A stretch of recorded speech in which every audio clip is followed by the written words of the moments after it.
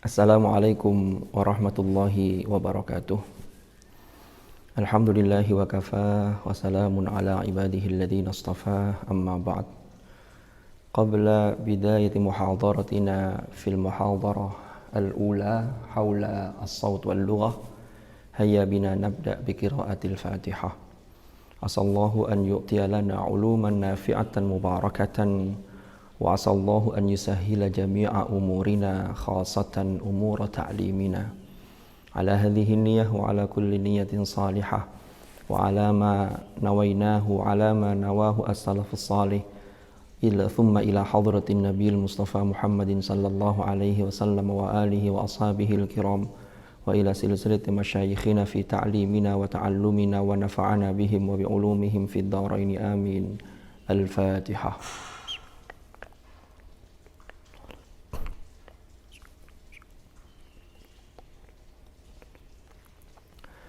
طيب نشكركم. كيف حالكم أيها الطلاب والطالبات؟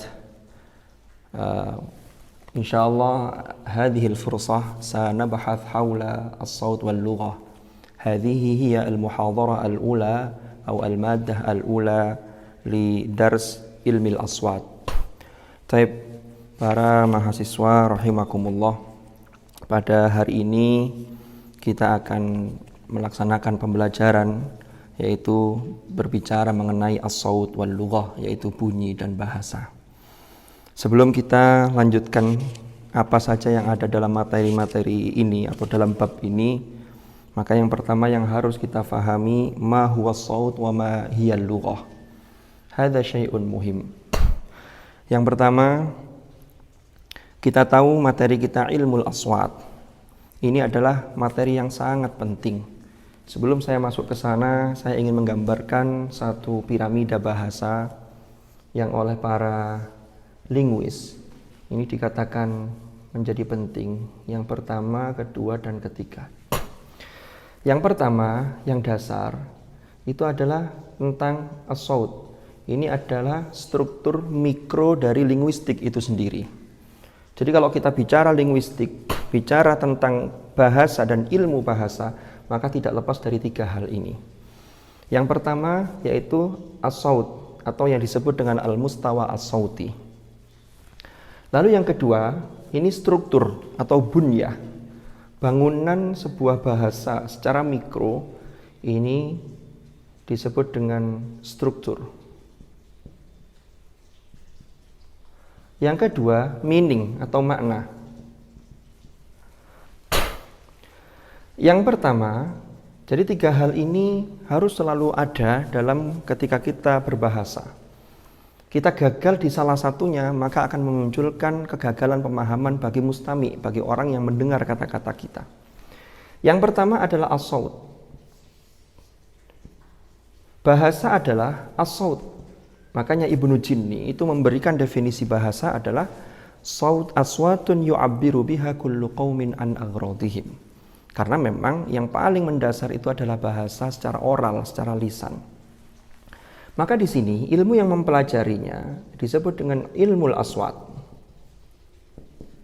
Inilah yang kita pelajari dalam mata kuliah ini. Lah, ilmul aswat baru naik ke bangunan yang berikutnya. Ini yang disebut dengan structure atau struktur bahasa. Maka di sini ada dua. Ada yang disebut dengan bunyatul kalimah. Bunyatul kalimah adalah di mana pembahasannya ilmunya adalah ilmu sarf. Dan ada bunyatul jumlah. Ini ilmunya adalah an-nahwi, ilmu nahwi. Biasanya di pesantren-pesantren mulai dari tingkat ibtida lalu sanawiyah sampai tingkat aliyah, itu yang dipelajari di tingkat ini. Di sini juga ada. Nah yang ini belum dipelajari seperti mata kuliah yang akan kita pelajari dalam ilmul aswat ini. Lalu aspek makna. Aspek makna itu apa? Yaitu setelah ini beres, maka di sini ada aspek bagaimana pemahaman apa yang ingin disampaikan oleh mutakallim itu difahami oleh mustami' dengan baik. Maka di sini ada namanya ilmu dilalah, yaitu ilmu semantik. Ilmu semantik.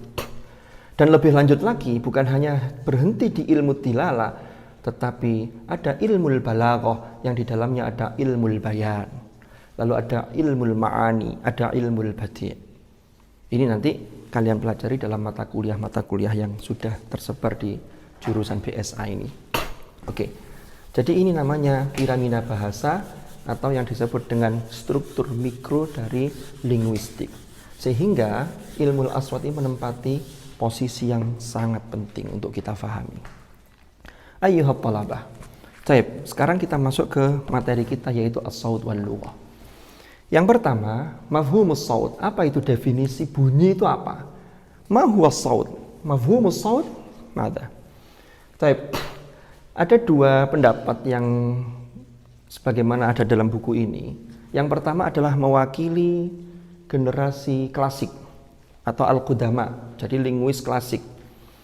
Linguis klasik diantaranya ada Ibnu Sina. Ini abad keempat Hijriah. Beliau memberikan definisi as-saut yaitu tamawwujul hawa'i wa daf'uhu biquwwatin wa sur'atin min ayyi sababin kan. Yaitu adalah tekanan atau dorongan wa daf'uhu, tekanan udara atau dorongan biquwwatin, tentunya dengan kekuatan, dengan daya, wasur'atin, dan sangat cepat, min ayyi sabibin kan. Ya disebabkan dengan sebab apa saja. Ini kata Ibnu Sina. Lalu Ibrahim Anis seorang linguis kontemporer. Kalau linguis kontemporer, di sini Anda akan mendapati dalam buku-buku linguistik itu ada tulisan al-muhdatsun atau al-muhdatsin. Jangan dibaca al-muhadditsin, beda. Kalau al-muhadditsin nanti fannya dalam ulumul hadis atau dalam kitab-kitab yang bicara tentang al-ahadits. Maka di sini dalam kitab-kitab linguistik, buku-buku linguistik Anda harus membaca al-muhdatsun. Itu apa al-muhdatsun itu? Yaitu linguis kontemporer. Ibrahim Anis memberikan definisi ma huwa saut? Mafhumus saut huwa zahiratun tabi'iyyatun nudriku atharaha duna an nudrika kanhaha. Apa itu? Kata beliau, as-saut, bunyi itu adalah fenomena alami, zahirah tabi'iyah, yang mana nudriku atharoha, kita dapat mengetahui, kita dapat apa istilahnya, nudrik itu kita dapat memperoleh, kita dapat bisa merasakan asarnya. Tetapi duna an nudrika kanhaha, tanpa kita dapat mengetahui substansi dari suara itu sendiri. Karena suara itu tidak ada wujudnya, indera kita tidak bisa. Indera yang dalam arti mata, tetapi kita bisa mendengar, kita ada pengaruh dari suara yang keluar itu. Maka disinilah kata Ibrahim Anis, sekali lagi saya ulangi, zahirah tabi'iyah nudriku atharoha duna an nudrika kanhaha. Para mahasiswa rahimakumullah, ini adalah mafhumus saut. Lah, bagaimana terjadinya suara? Terjadinya suara itu harus memenuhi 3 syarat. Ini hudutsus saut. Lahu thalathatu syurutin. Jadi terjadinya suara itu harus memenuhi 3 syarat. Jadi terjadinya bunyi itu harus ada 3 syarat ini. Apa itu? Yang pertama adalah masdarut tokoh. Apa itu masdarut tokoh? Masdarut tokoh yaitu sumber energi, sumber kekuatan. Jadi ada dorongan. Inilah yang menjelaskan apa yang pernah disampaikan oleh Ibnu Sina, ada tamawwujul hawa wa daf'uhu biquwwah. Jadi tamawwujul hawa'i wa daf'uhu biquwwatin wa sur'atin min ayyi sababin kan.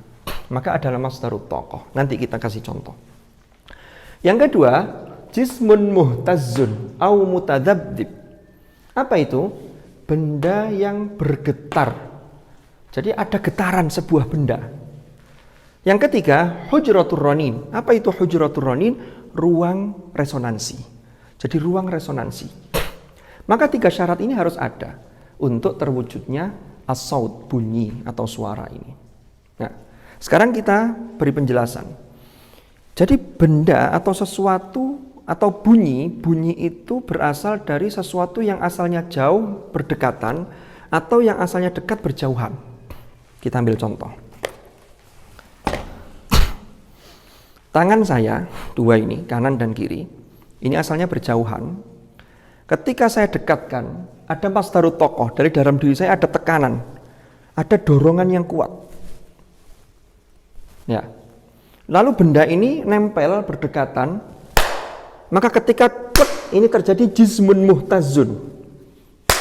Ini terjadi jismun muhtazun. Benda yang asalnya jauh menjadi dekat, berdekatan, jismun muhtazun. Di sini ada jismun muhtazun. Lalu ada hujratur ronin. Hujratur ronin dalam konteks ini apa? Yaitu ruang resonansi. Kita berada di ruangan ini. Karena ruang resonansi ini bisa berupa ghazi. Ghazin yaitu apa? Yaitu udara atau gas ini. Sehingga Anda di sana bisa mendengar tepukan tangan. Ini ada ruang resonansi. Atau bisa berupa sail, yaitu benda cair. Buktinya apa? Umpama ada seseorang yang menyelam lalu ngobrol di dalam air, maka tetap kita bisa mendengar. Atau ada orang bicara di luar, kita di dalam air lagi renang, maka kita bisa mendengar suara yang dari luar. Maka air ini juga bisa menjadi ruang resonansi. Atau yang ketiga, itu benda padat. Benda padat, contohnya kabel, benang, dan lain sebagainya. Dulu kalau kita masih kecil, zaman kecil saya, enggak tahu kalau kecil kalian, itu pernah belum ada HP, masih telepon pakai kabel. Nah, telepon pakai kabel itu termasuk solp ini. Jadi resonansinya menggunakan itu. Atau bikin mainan dari kardus kotak kecil, dikasih benang sampai ke arah sana, lalu kita pura-pura telepon-teleponan. Itu bisa menjadi perantara bunyi atau suara yang kita hasilkan sehingga bisa didengar di sana. Ini adalah ruang resonansi. Yang kedua, sebentar saya ambil kertas. Hudutsus saut, terjadinya bunyi itu bisa disebabkan karena ada dua benda yang asalnya bersatu lalu kemudian dia dipisah. Contohnya ini. Nah, ada masdarut tokoh. Lalu ada jismun muhtazun. Nah, ini ada ruang resonansi. Atau contoh lain, seumpama ada orang yang membelah bambu. Ada bambu lalu dibelah menggunakan pisau yang besar itu. Krak, lalu dipisah gini, krak. Maka di situ muncul yang namanya as-saut karena sudah memenuhi 3 syarat ini. Nah, inilah yang pertama materi kita mafhamus saut, kita sudah bisa memahami apa itu bunyi. Lalu yang kedua hudutsus saut, terjadinya suara harus memenuhi 3 syarat, yaitu masdarut tokoh, jismun muhtazun, lalu hujratur ronin. Nah, bagaimana dengan hudutsus saut indal insan? Kalau dalam diri manusia seperti apa terjadinya bunyi? Maka bisa digambarkan begini. 3 syarat tetap harus ada. Yang pertama masdarut tokoh. Masdarut tokoh itu sumber energi, yaitu bunyi yang keluar dari mulut manusia itu adalah adanya energi, yaitu hawa, ya, udara ini yang dihembuskan dari paru-paru naik ke atas. Ditiupkan dari paru-paru naik ke atas, maka di paru-paru itu ada masdarut tokoh mendorong hawa itu. Lalu kemudian ada jismun muhtazun au mutadzabdzib. Apa jismun muhtazun dalam diri manusia? Ada yang namanya al-witrani as-sautiyani, yaitu 2 buah pita suara. Sini 2 buah pita suara.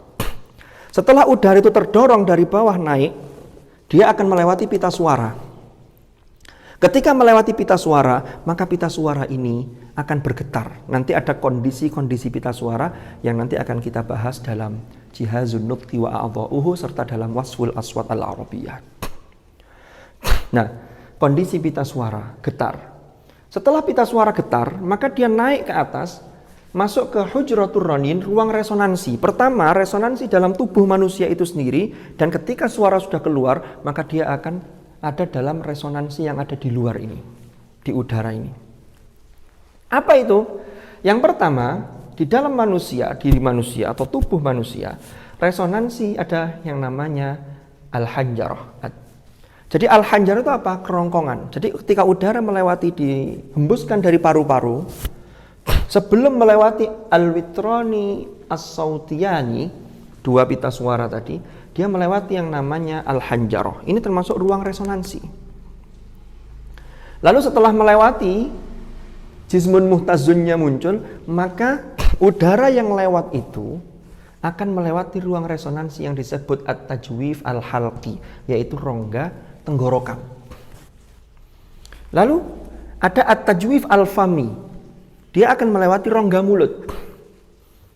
Disinilah akan diolah. Ada yang kemudian sudah langsung keluar tanpa melewati yang keempat, yaitu at-tajwif al-anfi. Tapi ada beberapa bunyi bahasa terutama itu yang harus melewati at-tajwif al-anfi. Di antaranya huruf-huruf yang punya sifat gunnah. Maka ada dengung. Ketika ada dengung, maka melewati 4 ruang resonansi dalam tubuh manusia. Tapi ketika bunyi huruf itu tidak bunyi dengung seperti kaf, kaf, kaf, maka tidak melewati at-tajwif al-anfi, tapi hanya sampai pada at-tajwif al-fami. Al-fami. Jadi sampai pada ruang resonansi yang ada di mulut. Lalu keluar, maka muncul di ruang resonansi ini. Apa sih resonansi itu? Resonansi itu adalah sebuah gelombang bunyi. Nah ini, apabila berdekatan dengan benda lain dapat mempengaruhi benda tersebut sehingga membuat anak gelombang bunyi. Maka semakin jauh suara kita akan semakin hilang. Kalau kita gambarkan begini, umpama kita punya kerikil atau batu kecil, kita lempar ke dalam tengah-tengah kolam. Ketika batu itu jatuh, maka akan muncul gelombang, yang gelombang itu dimulai dari kecil, seret, seret, lalu muncul anak gelombang, seret, seret, sampai besar, kemudian hilang. Seperti itulah yang disebut dengan resonansi. Sama dengan suara kita. Semakin banyak ruang resonansi yang ia lewati, maka suara itu akan semakin merdu, semakin nyaring. Makanya biasanya qori-qori itu ketika ada huruf-huruf yang ada gunnah, lalu ada idgham bi gunnah, itu disitulah ada ada apa istilahnya, suara yang khas begitu. Jadi bisa enaknya di situ. Maka ini melewati ruang resonansi 4 ini. Kita ambil contoh lain. Gitar umpamanya. Anda tahu gitar? Nah, alat musik gitar itu senar yang atas sampai yang bawah itu beda ukurannya. Ya. Lalu kalau kemudian di ujung gitar itu dirapeti atau dilonggari, nanti akan memunculkan suara yang juga berbeda. Di dalam alat musik gitar itu, ruang resonansi yang ada di gitar itu adalah tabung yang ada di bawah senar itu, sehingga suaranya menjadi nyaring, suaranya menjadi enak. Nah, nanti setelah dari ruang resonansi itu, dia akan keluar, dia akan masuk ke ruang resonansi yang lebih luas, sampai ke telinga kita. Nah, jismun muhtazun dalam gitar itu, ya senar itu. Jadi senarnya gitar itu adalah jismun muhtazun. Ketika dipetik, maka dia akan berbunyi. Maka nanti, antara suara bunyi yang atas sampai yang bawah, yang tengah, itu akan berbeda. Apa yang membedakan? Pertama, besar kecilnya pita itu. Ini sama dengan yang ada dalam diri manusia. Sehingga besar kecilnya pita suara manusia, kalau laki-laki itu lebih besar. Sementara kalau perempuan, itu pita suaranya lebih kecil. Maka suara laki-laki dan perempuan menjadi berbeda. Lalu panjang dan pendek pita suara, itu berbeda. Anak kecil contohnya, anak kecil itu pita suaranya masih panjangnya sekitar 12 mm. Sementara orang dewasa lebih dari itu. Maka suara anak kecil dengan orang dewasa berbeda. Karena jismun muhtazunnya berbeda. Kondisi pita suaranya berbeda. Nah, getaran ini, jismun muhtazun ini, inilah yang kemudian kita sebut sebagai frekuensi. Ya, apa itu frekuensi? Frekuensi itu jumlah getaran per detik. Jadi jumlah getaran per detik itulah yang disebut dengan frekuensi. Manusia itu diberi anugerah oleh Allah daya dengar yang luar biasa, tetapi pendengaran kita itu hanya mampu mendengar paling minimal itu 20 getar per detik sampai 20.000 getar per detik. Kalau di bawah ini kita tidak bisa dengar, di atas ini kita juga tidak bisa dengar. Kita ambil contoh. Semut yang membawa makanan atau semut yang ada di bawah ini, yang jalan-jalan di bawah tanah itu sebenarnya mereka bercakap-cakap, tetapi di bawah getaran 20 getaran per detik, sehingga kita tidak bisa mendengar. Kalau seandainya kita bisa mendengar malah tidak bisa tidur, malah sulit. Atau 20.000 lebih, seperti suara benda-benda di luar angkasa. Ini sangat keras. Tapi untuk hewan, ada hewan-hewan yang memang oleh Allah dianugerahi bisa mendengar suara ini. Contoh, kita tidak bisa mendengar umpama gunung berapi yang mau meletus. Di dalam itu seperti apa, ada bunyi seperti apa yang sangat keras. Tapi hewan-hewan yang ada di gunung-gunung itu biasanya bisa mendengar, sehingga kalau gunung itu mau meletus, mereka ini lebih dulu turun. Inilah yang disebut dengan frekuensi. Jadi itulah terjadinya bunyi hudutsus saut indal insan. Nah, tadi itu. Lalu ikhtilafus saut indal insan.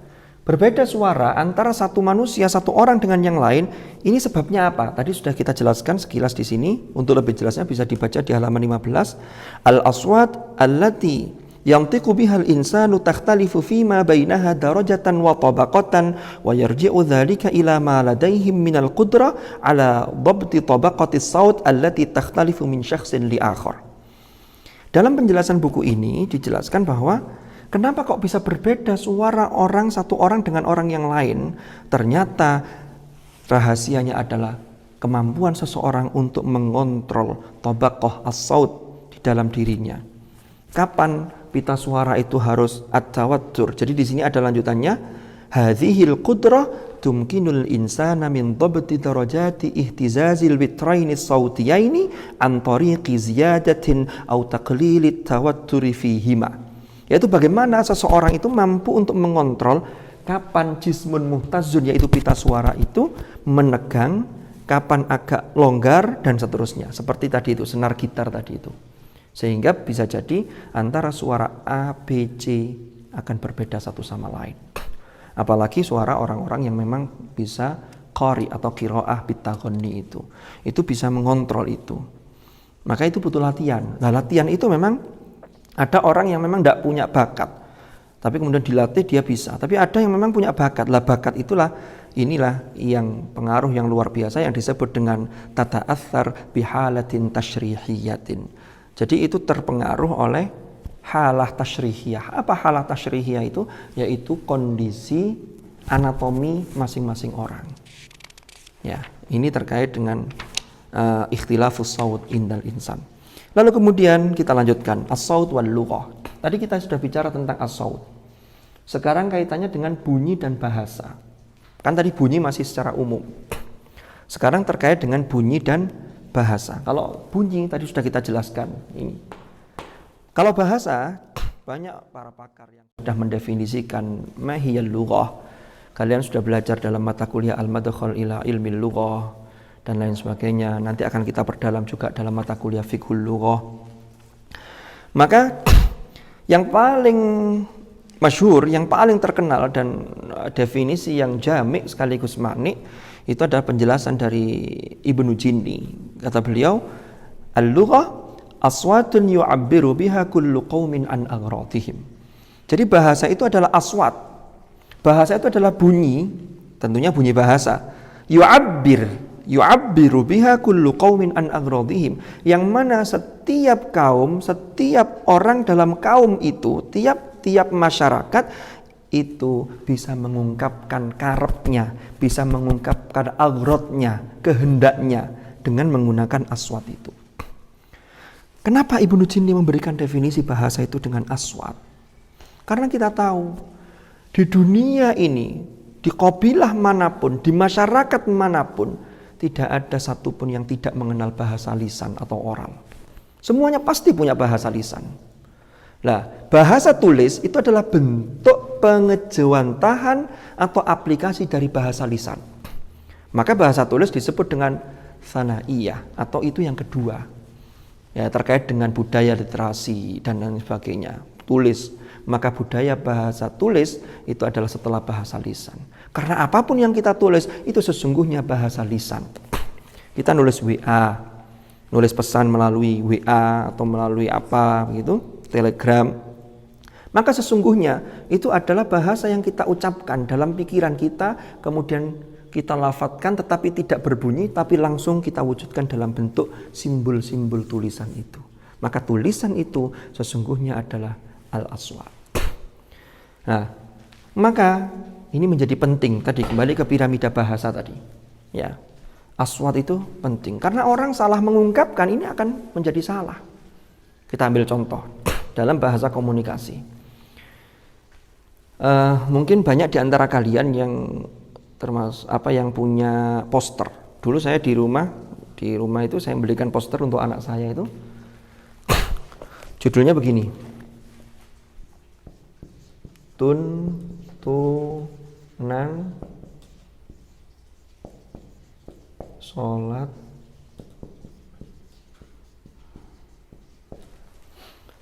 ini tidak ada komanya. Kalau kita baca dengan koma yang berbeda, maka akan memunculkan persepsi yang berbeda. Tuntunan sholat ringkas dengan tuntunan sholat ringkas. Kalau kita baca dengan koma di sini, tuntunan sholat ringkas, maka yang ringkas sholatnya. Ini yang menjadi penyakit kita. Karena dari kecil kita bacanya begitu, tuntunan sholat ringkas. Maka sampai sekarang, sampai besar sholatnya ringkas. Jadi sholatnya itu cepat, karena baca ini, tuntunan sholat ringkas. Jadi bagaimana cara sholat sing cepat? Nah kan begitu. Nah, yang bacanya harusnya gimana? Tuntunan sholat ringkas. Sehingga yang ringkas itu bukan sholatnya, tapi tuntunannya. Inilah pentingnya al-aswat. Ya, pentingnya ilmul aswat. Termasuk ini. Saya dulu ketika di pesantren itu pernah diajarkan oleh guru saya. Kata guru saya begini, zayyinul Qur'ana bi aswatikum. Perindahlah Al-Qur'an itu dengan suara-suara kalian.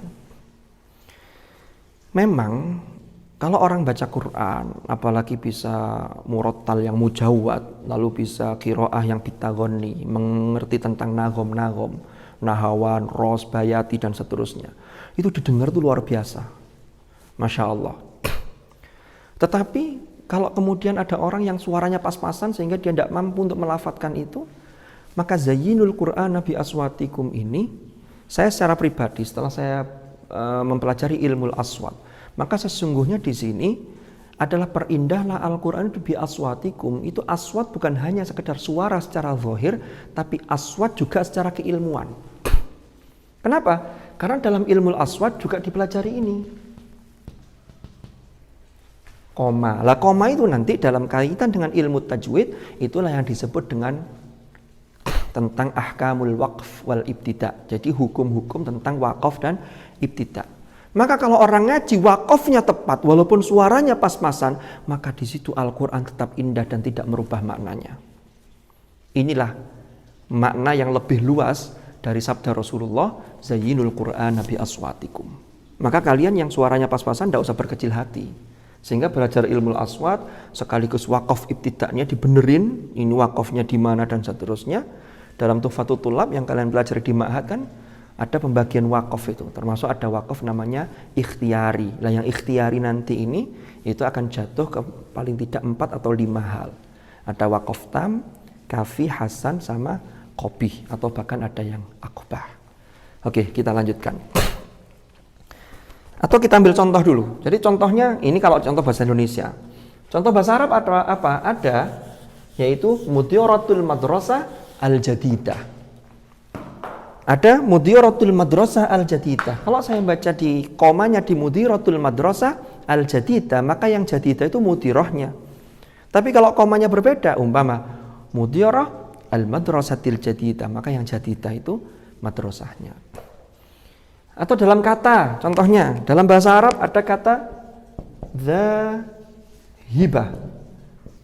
Dhahibah.